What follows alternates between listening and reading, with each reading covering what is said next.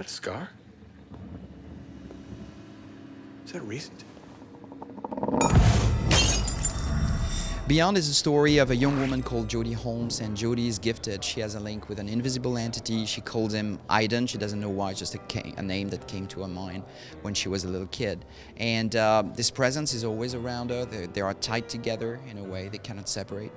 And it's the story of this young woman with this power, and through 15 years of her life. So we'll see Jodie Holmes being this young little kid, then becoming a teenager, then becoming an adult, and we will see how she grows, how she learns, how she evolves, how she learns how to live with this thing that is not just a pet or a power, it's actually a character with its own personality. And Aiden can be very nice and protective, or it can become very jealous or very possessive or very even violent. Go for it, Aiden. First of all, we learned that people had interest for what we were doing, which was very interesting news. We also discovered that all this idea of telling a story through interactivity was something that was appealing for many people. You maybe saw the figures. I mean, in general, 25% of the people finish the game they start, but in the case of Heavy Rain, it was 75%. So that's a big thing for us. So we just wanted to come back with Beyond with something that would be better pretty much in all areas, come back with better visuals, better animations, better acting, better story, and find other ways of blending interactivity and narrative, something different that we did on Heavy Rain. Ma'am, do you hear me? Do you understand me?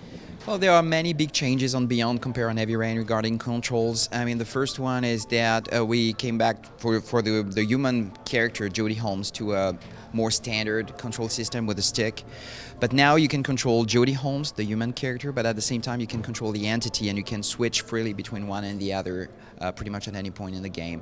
And with the entity, you control the entity by playing with a 6-axis motion sensor with a controller to give you really the feeling of floating in the air. So with the entity, you're invisible, you float in the air, you can go through walls, you can do many different things that only entities can do. We also worked very hard on having much more direct controls. So you're always in control of Jodie when you're with her, or of the entity. So there's nothing like cutscenes or anything. It's really always direct control. I found you by the side of the road, in the middle of nowhere. Was there an accident? In the game, 95% of the time, you decide when you want to switch between one and the other, and there are a couple of moments where it's the script deciding for you. But it's like, for example, when the scene started, we thought in the train, we thought that starting with the entity was more interesting as Jodie's sleeping. But we make this kind of choices. It's more about the narrative than about anything else.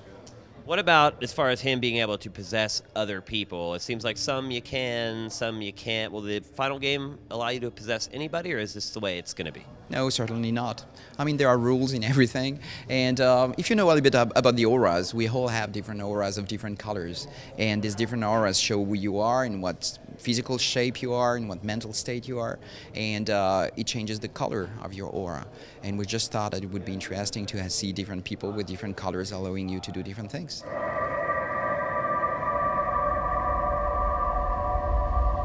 Well, the philosophy behind Beyond regarding the narrative is pretty much the same than on Heavy Rain. I mean, you have action. Your actions have consequences. Sometimes they are just local. They are just going to change a little bit the scene. Sometimes they are going to change significantly the scene, and sometimes they are going to have an impact on the overall story arc.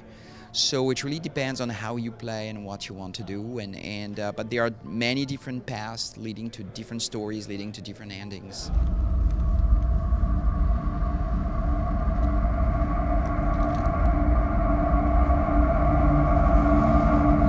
What's always difficult to explain with what we do is when we show one scene, it's just one scene, it's just one moment. It's not like you're going to get 20 levels of the same thing and she's on the run all the way. I mean, each scene is different. So it's just in this scene where she's on the run, it's a moment in her life, but of course it's not the full story.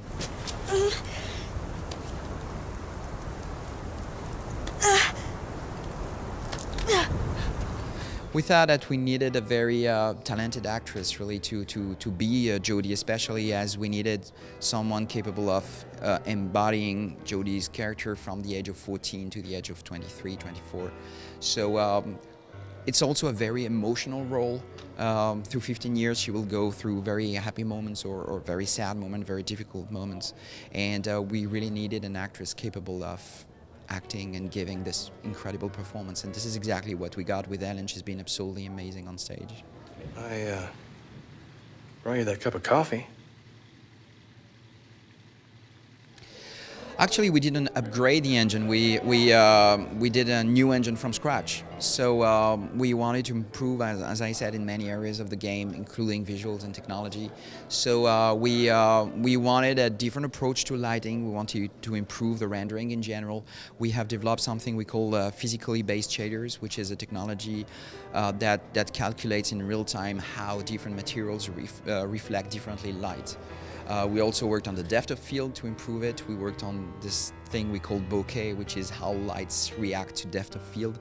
It becomes very technical, but when you look at it, it's just about how light reacts in general and how realistic it becomes. And we're really glad with the result. I think that visually we made a big step forward compared to Heavy Rain.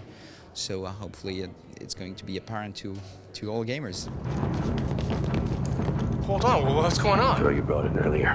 Where is she? There are many games that we love and that we wish we had made, but the last of them is probably Journey from that game company. I'm a big fan of what this studio is doing. I think they're very talented, very creative, very innovative, and I wish there were more games like this out there. Do you ever see yourself doing smaller games like Journey, where you can have a really creative idea and maybe create a smaller game based around it? I think I don't have enough talent to make shorter games, to be honest with you. But yeah, I'd love to. I think this is a very interesting approach. You can test more ideas faster.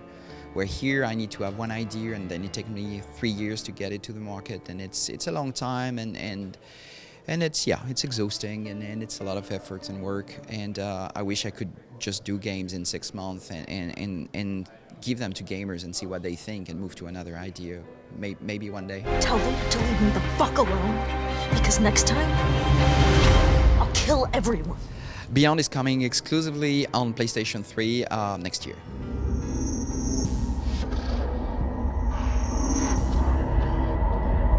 I know. They're coming.